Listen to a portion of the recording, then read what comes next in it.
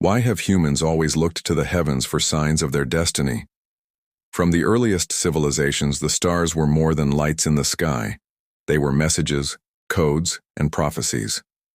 Astrology emerged not as superstition, but as a sacred science, the belief that the cosmos was a text and every star a letter in the divine script of fate. The Babylonians were among the first to record the stars systematically. Their astronomer priests watched the skies for omens, noting eclipses, comets, and planetary movements. Each event was read as a message from the gods.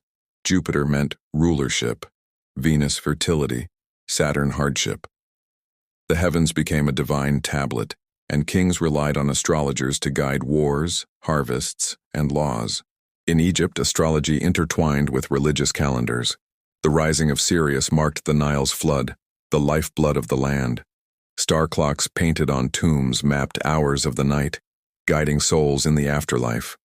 Pharaohs looked to the heavens to confirm their divine right, believing the stars validated their rule. Astrology was not only for the living, but for eternity.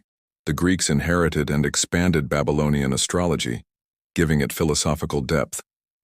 They believed the stars were not random, but ordered, moving in harmony with fate itself. Plato described the cosmos as a living being with a soul, and Aristotle spoke of celestial spheres driving earthly change. Astrology became a science of destiny, the natal chart a map of the soul's journey, written at the hour of birth. In Hellenistic Alexandria, astrology flourished. Horoscopes were drawn for individuals, charting the position of planets at birth. Each person was believed to carry cosmic signatures within them, shaping character and fortune. Fate was no longer only for kings and nations. The stars spoke to every individual, weaving destiny into the fabric of life. The Romans carried astrology into empire. Emperors employed astrologers, sometimes fearing them, sometimes banning them, yet always consulting them. Augustus claimed his rule was written in the stars. Coins bore zodiac symbols to show cosmic legitimacy. Even rebellion could be justified by prophecies read in the sky. The empire became a theater where astrology shaped politics, prophecy, and power. In the Hebrew tradition, astrology was both condemned and absorbed. The prophets warned against worshiping the stars, insisting on loyalty to the Creator rather than creation. Yet cosmic imagery pervaded Scripture. The 12 tribes mirrored the 12 signs, and apocalyptic visions in Daniel and Revelation echoed celestial patterns. The heavens declared glory, even as faith wrestled with fate. Islamic scholars inherited Greek and Babylonian astrology, refining it with mathematical precision. In Baghdad, Cordoba, and Cairo, scholars calculated planetary movements linking astrology to medicine, agriculture, and governance. While some condemned astrology as un-Islamic, others saw it as reading God's order in creation. Astrology's survival through the Middle Ages was due in large part to Muslim astronomers who preserved and expanded its science. In India, astrology, or Jyotish, became deeply woven into spiritual life. Based on lunar mansions and planetary cycles, it guided marriages, journeys, and rituals.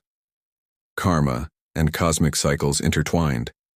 The stars did not cause fate, but revealed the law of action and consequence. To consult astrology was to read the karmic map of the soul. The Renaissance in Europe revived astrology as part of natural philosophy. Copernicus, Kepler, and Galileo studied the heavens as astronomers, but astrology was still their language of meaning. Kepler wrote horoscopes and searched for harmonies between planets and music. Even as science advanced, astrology remained the bridge between cosmos and human destiny. Astrology's endurance lies in its symbolic power. The zodiac signs became archetypes: Aries as warrior, Cancer as nurturer, Libra as judge. Planets became psychological forces: Mars as drive, Venus as love, Saturn as discipline. Astrology shifted from predicting events to mapping the inner soul, influencing modern psychology, spirituality, and culture. Yet the question remains: do the stars control us or do they mirror us? Ancient astrologers believed fate was fixed, the heavens writing destiny before birth. Later thinkers argued that the stars reflect, not dictate. They are mirrors of inner truth, patterns of archetypes rather than chains of necessity.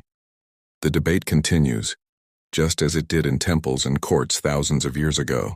Even today, millions read horoscopes, consult charts, and find meaning in the zodiac.